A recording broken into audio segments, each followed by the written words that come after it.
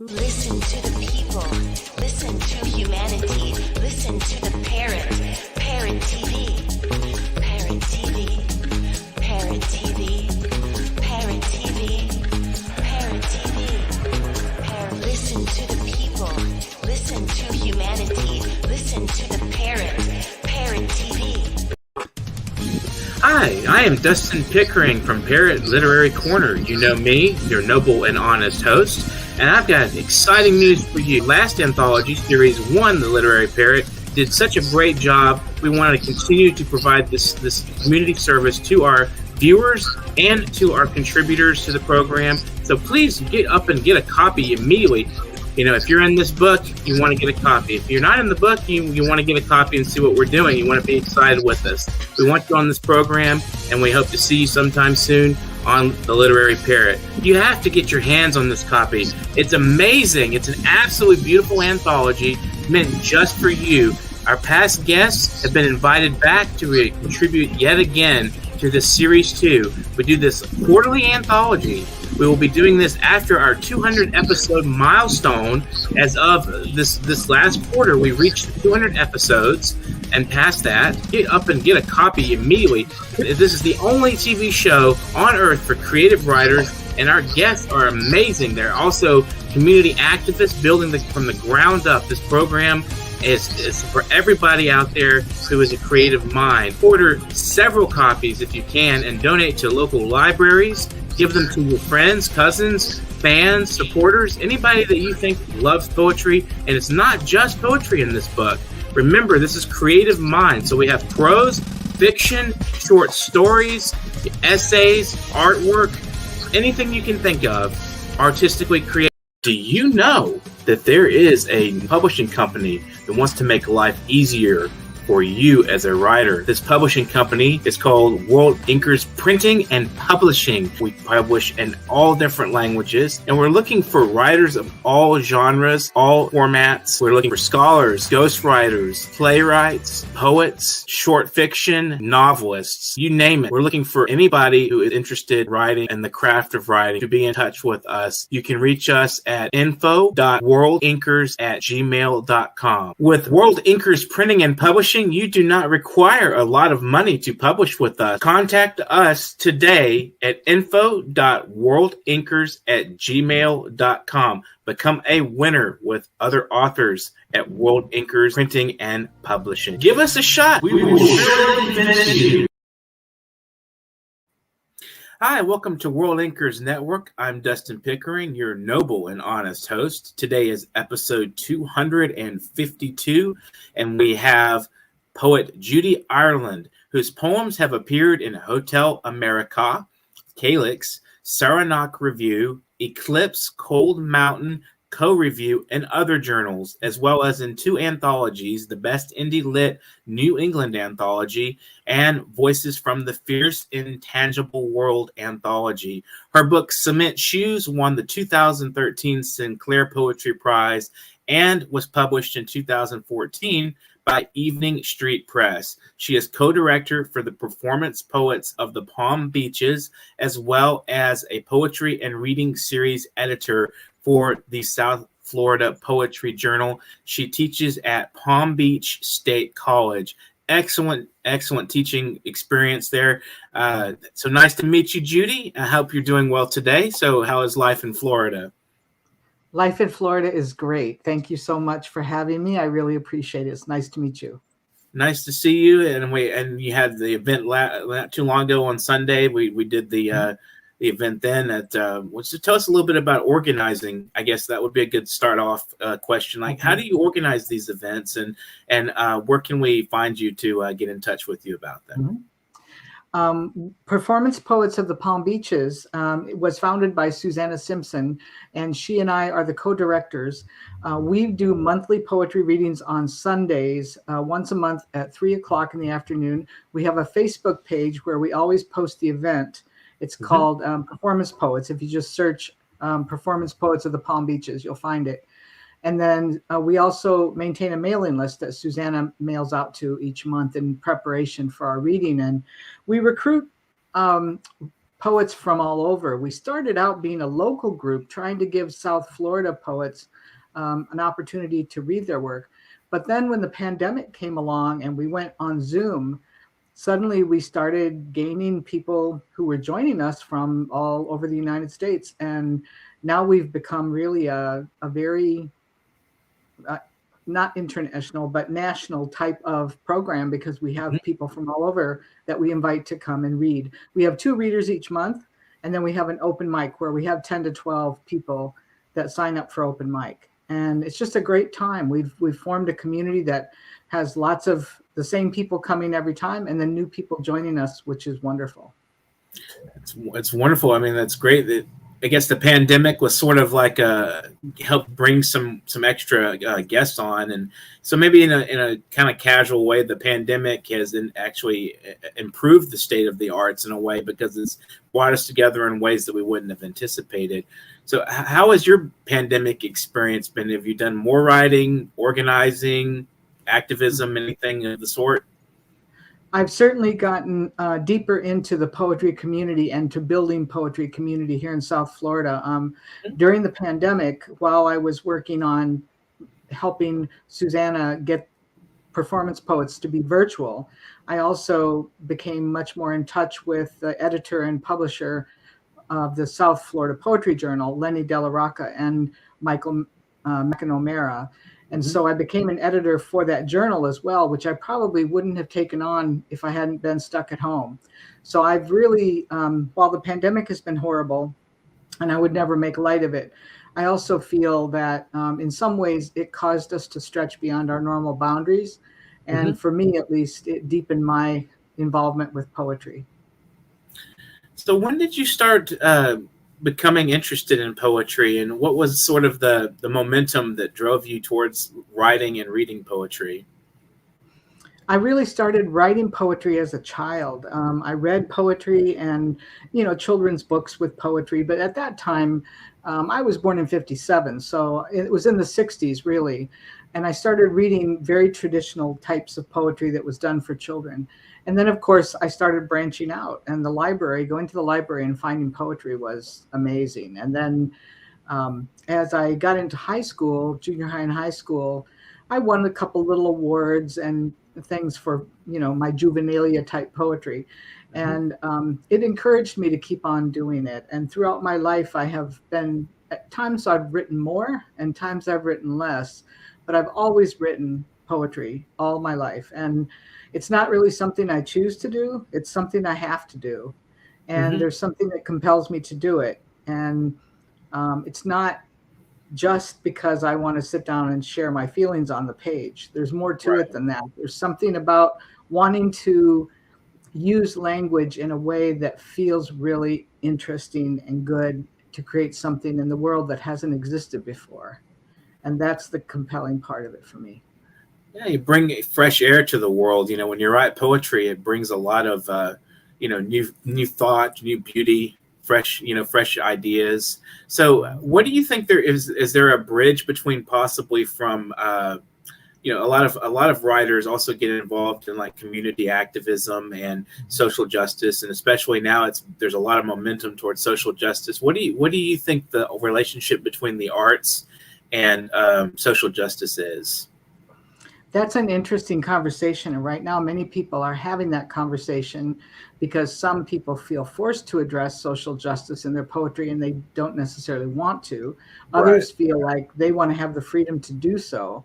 And I think I'm in the middle on that one. I feel like if you're compelled to address it, you should do that in your poetry. And if you're not, you should not. I find that much of my poetry, while I didn't set out to write a poem about class differences, it shows up in my poetry because it shows up in real life. And I think it's more effective when you're not being didactic about it. You're being, you're talking about a situation and it becomes obvious, the message.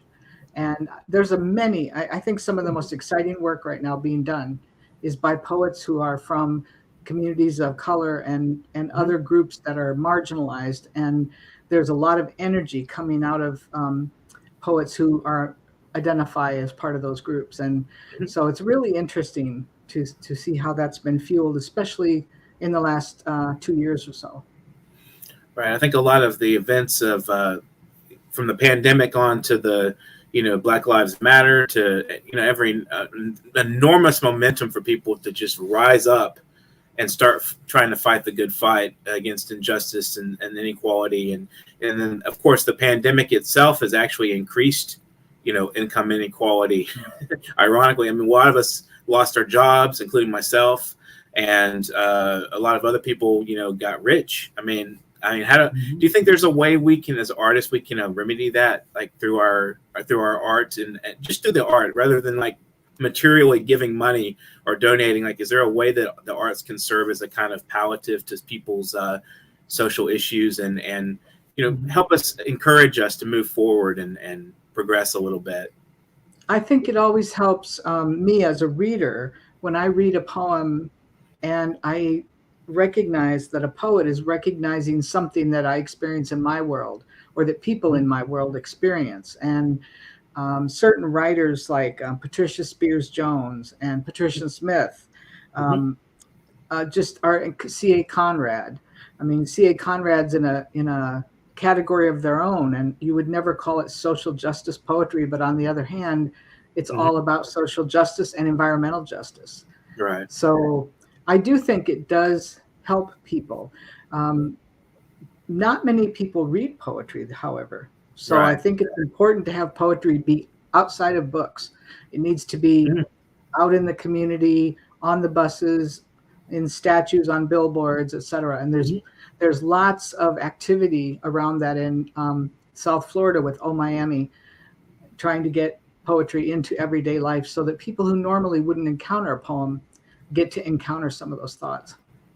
That's interesting. I think it is a great thing to just try to bring the poetry that we're writing off the page into life. I mean, that's part of the spirit of writing, is you want to bring poetry as an art. I mean, if you're into anything, I mean, you got evangelists for Christianity. Why not evangelists for poetry? You got evangelists in every religion and every branch of life doing evangelistic things, promoting their whatever it is that they do. I mean, why not have somebody doing that, or others doing that for poetry? I think that's a wonderful take, actually. And so today, have you done any reading of poetry? What are you currently reading and enjoying? Oh, that's a good question. I'm reading an anthology that's been put together by poets who write and either have lived or live in New York. And it's being edited by George Wallace, and I'm going to do a review for the South Florida Poetry Journal, so it hasn't even come out yet. I also just finished reading and having a South Florida Poetry Journal reading about an anthology called The Future of Black, and it's about Afrofuturism, superhero poetry, and comics, and it's an incredible anthology. Two of the editors are Gary Jackson and Len Lawson, and I forget the name of the other one, but it's three people who got together and did this anthology. So right now I'm in my anthology phase, I guess. I also just recently read Kwame Dawes' book of poetry called Nebraska, and interviewed him for South Florida Poetry Journal. And Nebraska is an amazing book. Kwame Dawes is an amazing writer to begin with. And so I've just been very taken with his work. And since the interview was over, I've still gone back and reread some of the poems, trying to find out what was the magic, so that I could try to play with that as well. What do you think of the idea of a poem being sort of like a magic spell or an incantation? How do you approach like a thought like that? I think that it can work that way if a person has the sensitivity to language. And I think a lot of people have that sensitivity, but they don't read poetry, so they don't realize that this poem could work a spell on them. When I read poems to my composition classes, they're college students who typically haven't read a poem since some teacher made them read something in junior high school. And when I read a poem to them that is not what they've been taught is a poem, and it's something about something in their world, I can see it work a spell on them. I can see them go, wait a minute, that's not a poem. She's saying that's a poem. oh, wait a minute, maybe it is about my world. Maybe I should pay more attention. I'm not saying that they're going to become avid poetry readers, but I do think they feel the magic a little bit. That's interesting, and to draw people into the world of the artist. It's, to me, that's what art really should be able to do. You should be able to convey in such a way that the person is struck hard enough that they are pulled in by something in the work. So, what about Concrete Shoes? Can you tell us a little bit about what that title means to start with? What does that mean, and a little bit about some of the poems in that book? Sure. Cement Shoes was my first book, and I have another manuscript, but it's not published yet. And I think it was when I put together all of the coming of age poems I had done, all of the poems about the Midwest, and then transferring to the south of Florida, which is like its own country in a way. It's different than the rest of Florida and different than the rest of the United States. And sort of looking at how landscape becomes a part of you, that even when you're living in South Florida, the cornfields that you saw all the years you were growing up are still part of you in some way. And your personality and your thoughts are often shaped by where you grew up, even if you're light years removed from there. And then the new places that you go also exert a force that you contend with. And it just creates some interesting thoughts when you witness things happening. And so a lot of the poems are about growing up, feeling in love with Iowa and feeling trapped by Iowa, having my feet in cement shoes because I wasn't like other people and couldn't grow up in the same pathway that other people did. So, and getting out of there and going somewhere different. And it's also about my identity, identifying as a member of the LGBTQ community and coming to terms with that and how that works into the different places I've lived. So I think of it as something that I wrote a long time ago, even though it wasn't that long ago. And some of those themes still persist with me today in poetry. They become sort of your obsessions that you go back to over and over. But I still like the poems in there, and I like seeing where I can go next, someplace new. Do you find that over time when you were writing these poems that it helped you not only develop that identity, but also confirm it in a way? The poetry was it a place you went to as a kind of private zone where you could just be totally yourself? Yes, absolutely. When I write at home on the page or on the computer, whichever I choose, it's totally for me. And I never write with an audience in mind or write with the thought of, should I make this a public poem or not? I'm firmly a believer in having private poetry and public poetry. And some of the private poetry might even border on the sentimental. And I just heard a discussion of this a couple weeks ago at the Palm Beach Poetry Festival.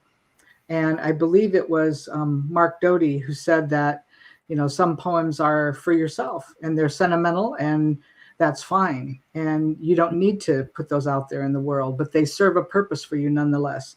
And then the other poems are things like, okay, I want to share this one. This is something I want other people to hear. And I've been affirmed by having written it, and I need the affirmation now of having other people read it. I think sometimes, when a writer writes something, they're trying to let go of something, like let it out in the world when they make it public. It's like I had a discussion with someone recently that when they wrote their poem and it was public, and it was like they had let go of an entire experience that really kind of was bothering them in a way. It was like letting out the demon, Have you ever had a poem that does that for you? Oh, yes, I'm sure more than one. Some of my feminist concerns are around women and violence. And so several of my poems address that issue of women and violence, not so much in talking about those women's experiences, though I do have a poem or two like that, but also talking about violence in our culture and what it does to all of us and how it becomes very pervasive. And it's something that I think is, we think we've talked a lot about it and we don't have to say anymore, but it turns out that it's still just as present as ever. And so we do need to say more. And so some of my poems try to do that. Excellent. Have you ever performed your poetry with a musician, like live, or even a spoken word performance recorded?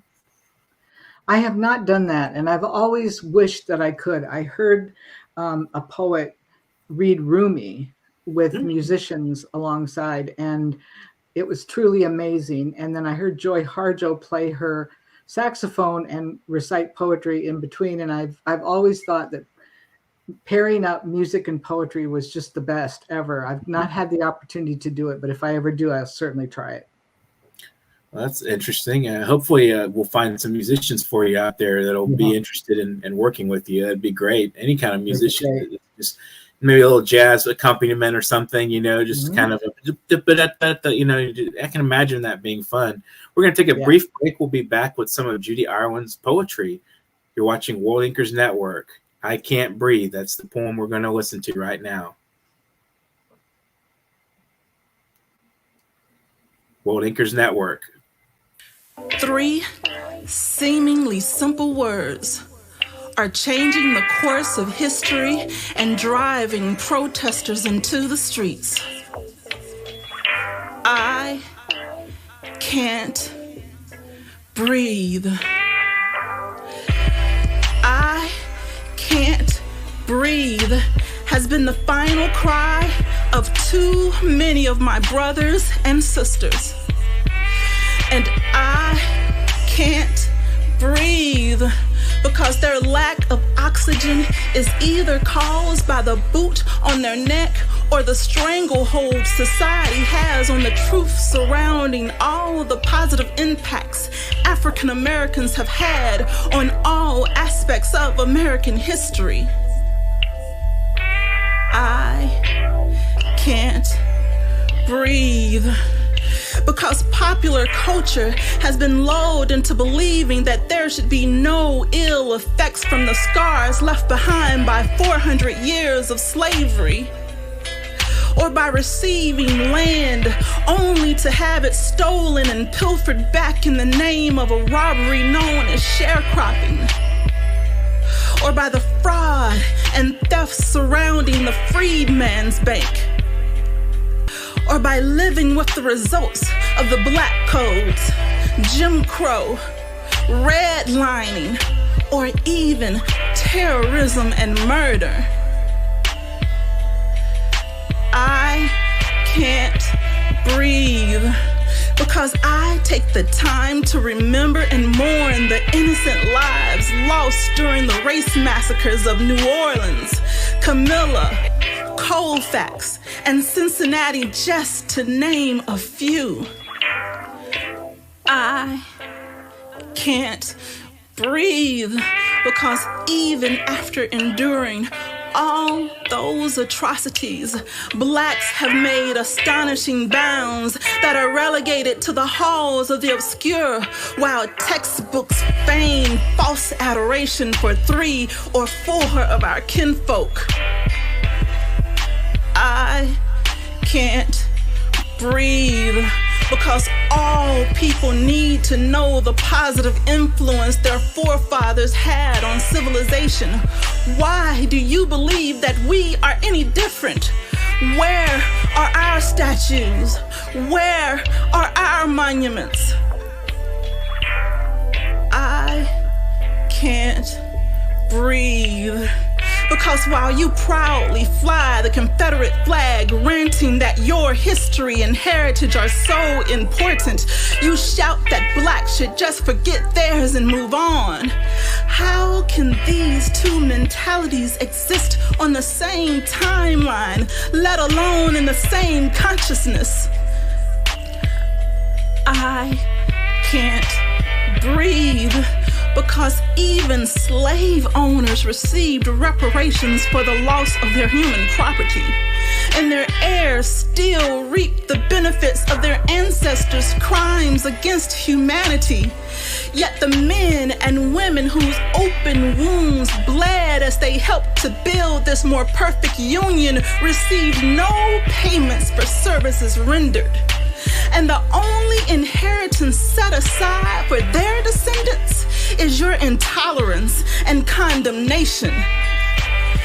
I can't breathe because it's so hard for some to understand that separate but equal only ended 66 years ago. And in truth, separate was never equal.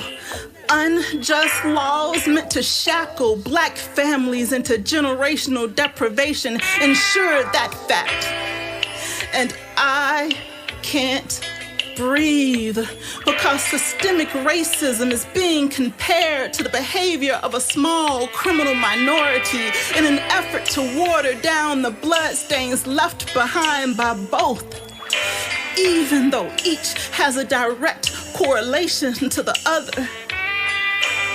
And I can't breathe because when you attempt to steal the pride and history of an entire population, unwanted repercussions will be had by all.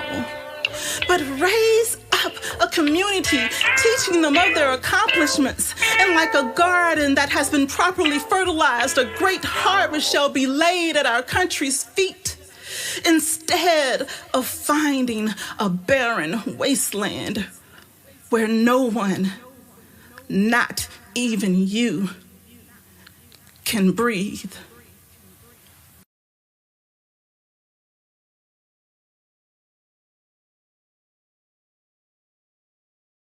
Do you know that there is a publishing company that wants to make life easier for you as a writer? This publishing company is called World Inkers Printing and Publishing. We publish in all different languages, and we're looking for writers of all genres, all formats. We're looking for scholars, ghostwriters, playwrights, poets, short fiction, novelists, you name it. We're looking for anybody who is interested in writing and the craft of writing to be in touch with us. You can reach us at info.worldinkers@gmail.com. With World Inkers Printing and Publishing, you do not require a lot of money to publish with us. Contact us today at info.worldinkers@gmail.com. Become a winner with other authors at World Inkers Printing and Publishing. Give us a shot. We will surely finish you. Welcome back to World Inkers Network. We have Judy Arlen with us today to share some of her lovely work. So what poem would you like to share with us? I think I'd like to share one called Where I Come From, People Bathe Babies in the Kitchen Sink. And this is one of my poems that attempts to, it didn't attempt to, it just came out the way it came out. But as I read it back, it addresses the issue of social class and some of the aspects of that that are not understood by people who are of different social classes. Where I come from, people bathe babies in the kitchen sink. Sleep 3 kids to a bed, switch beds with anyone who works a different shift. Cut seat belts out of cars because the dinging won't stop. Drive rods through plugged up catalytic converters that cost too much to fix. Borrow chains from backyard swing sets to fling over big tree branches and hoist motors into the air. Know not only how to pull an entire motor, but how to put another one in. Remove their car batteries during below zero weather. Take them indoors for the night so the ignition will turn over in the morning. Go to welding school. Make multiple pairs of brass knuckles just for practice. Drive their cars despite suspended licenses so they won't lose their jobs. Get kicked out of convenience stores for not wearing shoes. Die from years of breathing polyurethane and gasoline and engine exhaust. Die from drinking, die from old age while they're still young. Give you their last can of beer, drop you off somewhere on their way to see their probation officer, even if it makes them late. Turn off all the lights after supper, except the one in the hallway, to save on the electric bill. Sit on the couch, watch TV in the dark. Wait for someone to get home from a night shift. Wait for a child to go to sleep, for something to happen that's probably never going to happen anyway. There's a lot of empathy there. Was that about, you say about a class, but was it something you've seen? Like, you knew somebody that was experiencing a lot of that, or? Well, I grew up in a very working class family, and I was one of the luckier children in the blue collar world in that I had my parents and they stayed together and we had a home and we didn't lack food. But like most blue collar families in this country, we struggled and struggled dearly with medical bills and other expenses. And we had limitations on what we had, and that always had repercussions when you went to school. Yeah, absolutely. And met kids from other social classes. And also there was a difficulty in knowing whether or not you were going to be able to go to college after high school, and that was a stress and a strain. And so I think all of the things I saw as a child and all of the aspects of that life, growing up in that life, have come into my poetry. And one day I was thinking to myself, your life is different if your father was a lawyer or a doctor, or if, like me, your father worked at a bowling alley. It's a very different life, and people who don't live it don't realize that. So I try to embody that in my poetry. Excellent. Would you like to read another one? Sure.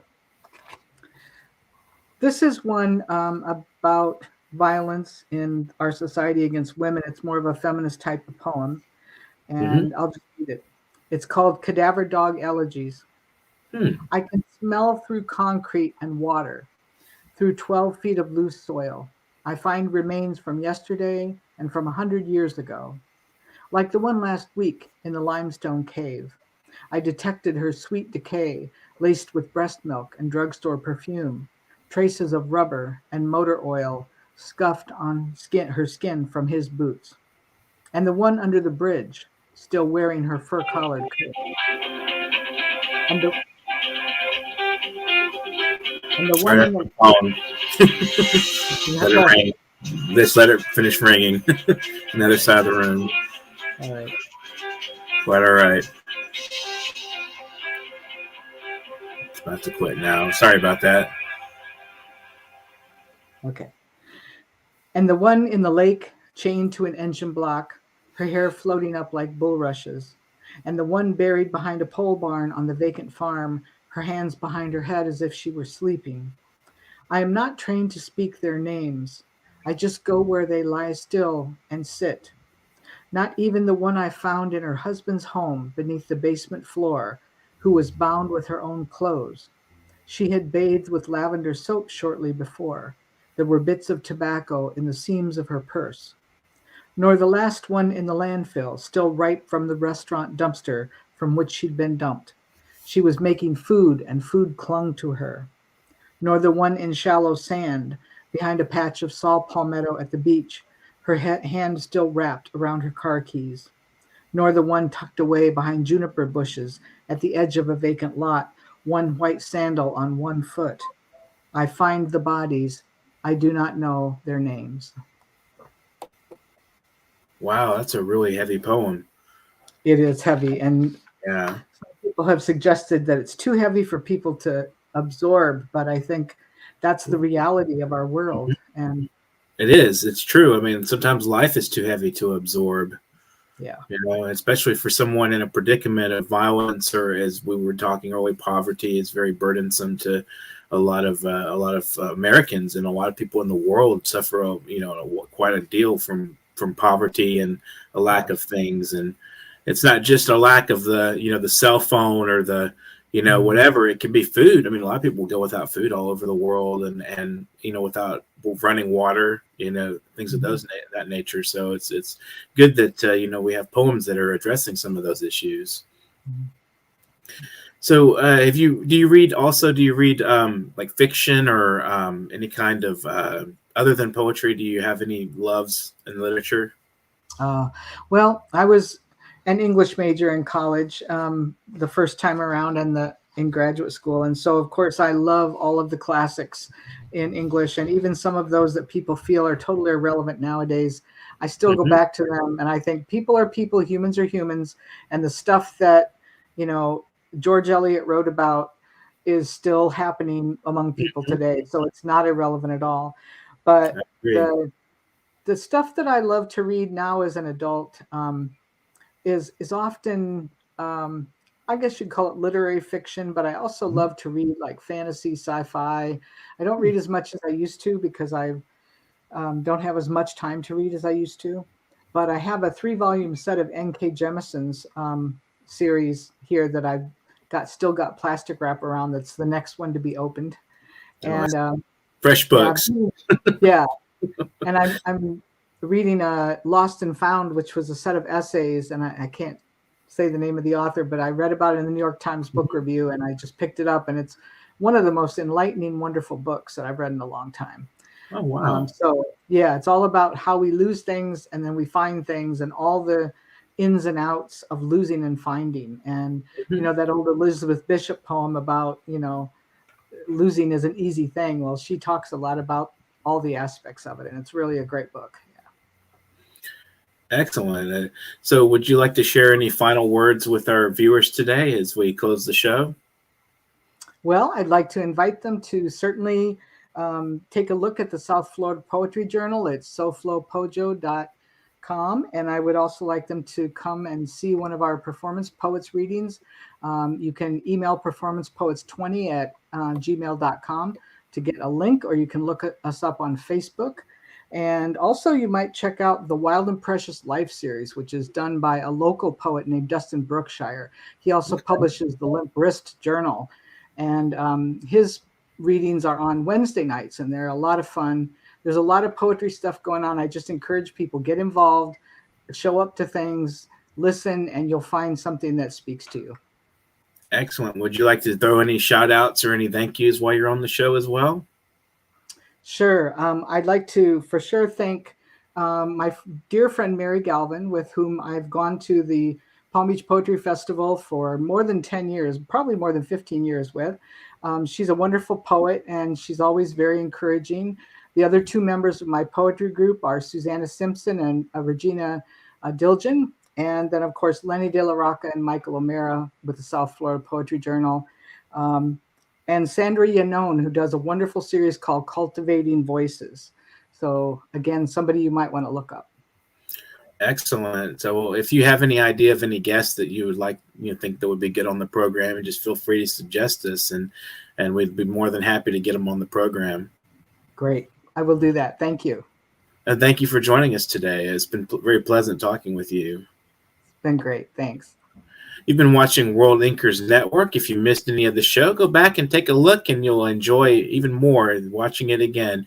You can like, subscribe, and share and comment as well for us on our YouTube. So please feel free to do that. If you want to donate, anybody out there is free to donate at paypal.me/NYParrot. If you have any trouble with that, let me know on Facebook, and I'll get in touch and be able to help you guys out with figuring out how to donate. If anybody wants to donate, it'll keep our programs free, and we'll be able to continue doing this as much as we're doing it now. And this was episode 252. We got a full year's worth of programming for you. So also, if you have an idea for a guest, or if you want to be a guest, we don't mind if you're shy. If you want to get on here and talk about your work, your book, your new book just came out, or you have something creative, some creative project you're working on, we'd love to hear from you. Send a headshot, your bio, a paragraph bio, and a couple of samples of your writing to Literary Corner at NewYorkParrot.com. That's Literary Corner at NewYorkParrot.com. In the meantime, if you are sitting there right now watching this program, I want you to stop watching right after you're done and sit down and write some words. Write something down. Get some writing done. And have a great afternoon. Enjoy Cape Warren's Guns Away.